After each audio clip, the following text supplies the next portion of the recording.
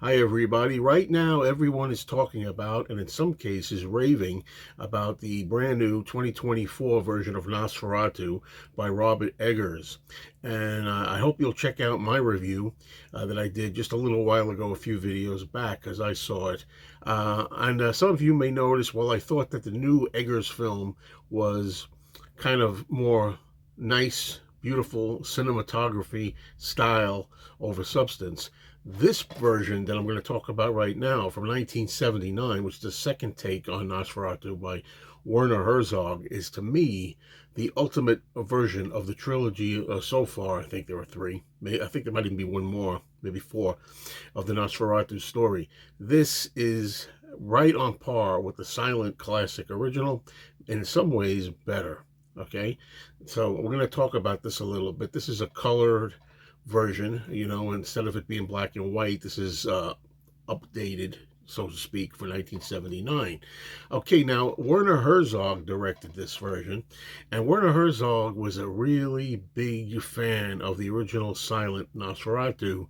He considered it the greatest German film ever made, and he was dying to do his own remake. And then when Dracula, the Bram Stoker novel, fell into public domain, immediately Herzog was able to spring into action, go to work, and pay homage to his favorite German film.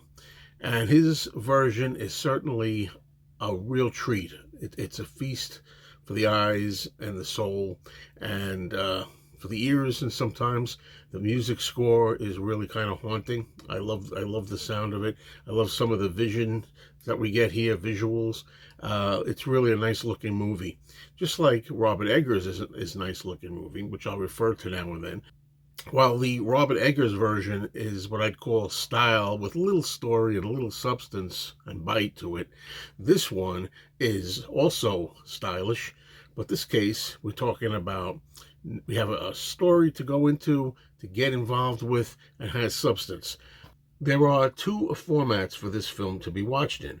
One of them is in its original German language, which is the version I opted to watch with English subtitles, and the other one is English, but it's not dubbed. It's actually the actors speaking in English. And either one of them is a good film, but I watched the German one for this. Okay, this is the classic story as we know it, but I'll just recap it a little bit. In the 1800s, it's a familiar story of Jonathan Harker, and I should stop right now to say, because we have a situation here by the time this was made where it was in the public domain, the original Dracula. You could call the character Dracula. This is Dracula here, not Orlok anymore. This is Dracula. And also, Jonathan Harker is the name of that character.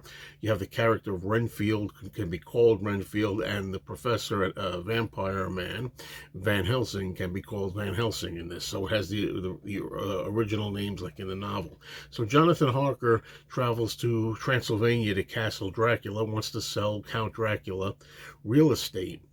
In the process, he becomes victimized by Dracula, who in this movie, we should note, is played by Klaus Kinski.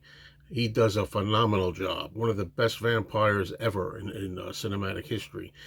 He's made to look a lot in makeup like the original Max Schreck character from the 1922 silent film. Okay, Harker becomes ensnared in the web of Dracula, and there are some really good scenes in the castle here where there are confrontations and tense moments between Dracula and Harker, which I think were missing from the Eggers film, for example. Eventually, without giving too much away, although a lot of people know the story, Harker escapes the castle and tries to get home. He's injured, but yet he manages to escape Dracula.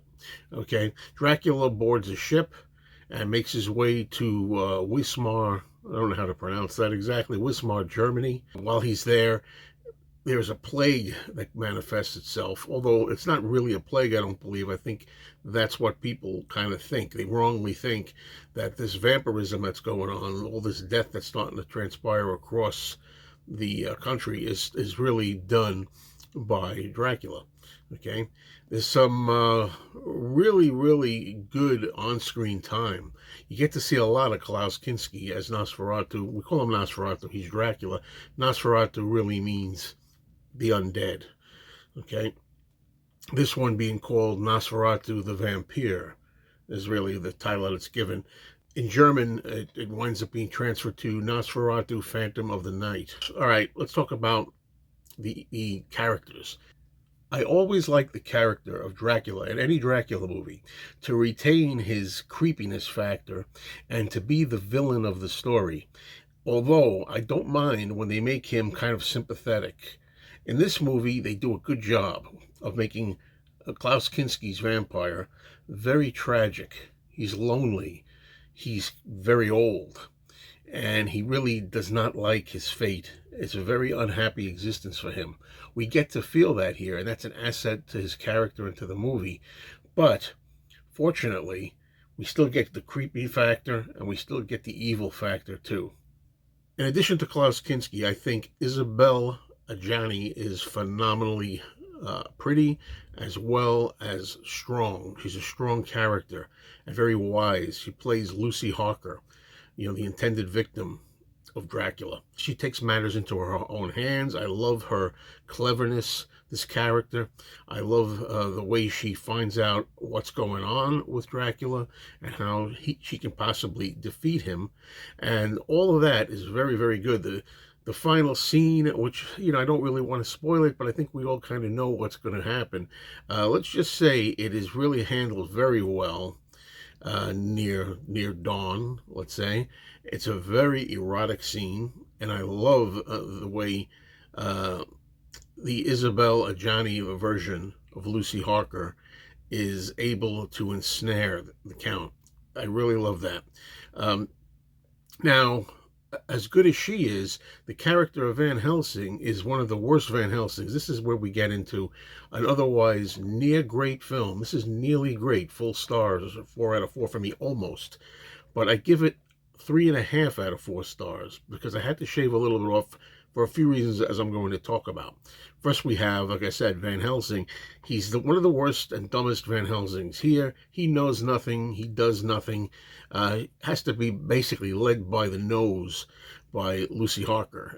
She's got to teach him anything. I don't even know what the purpose of Van Helsing is, why that character is even included in this particular version, because he's totally ineffective. I don't get it. Then we have the really highly irritating and annoying character of Renfield, a person who becomes a slave of Dracula, and his cackling, his giggling, his laughing is really testing the endurance sometimes in this thing. It's a shame because the Renfield character is just a little blip here in the overall grandness of this production. It's really a great version, a great vampire movie, one of the best vampire movies in my estimation, and so good except for that. And while this film is sporting beautiful scenery throughout, and it's hypnotically paced, you feel like you're kind of in a trance. That's my way of saying it's kind of slowish. Some people don't like slow movies, but it's not boring. Whereas the new Eggers film, I felt, was kind of dull. It just felt dull to me. This one does not. The pacing of it, trance-like nature of it, really works for it. But I want to say, as good as it all is, and we get right up to the very end, the last 5 minutes, it pains me to say this, but the last 5 minutes of Nosferatu the Vampire is so disappointing. The way Herzog decided to take this in a different direction kind of thing, won't go into detail, definitely won't spoil that for you, but I really feel like this thing could have been a complete 4 out of 4 star or 5 out of 5 or 10 out of 10 masterpiece, except for that last 5 minutes, which really takes a cheap really way out.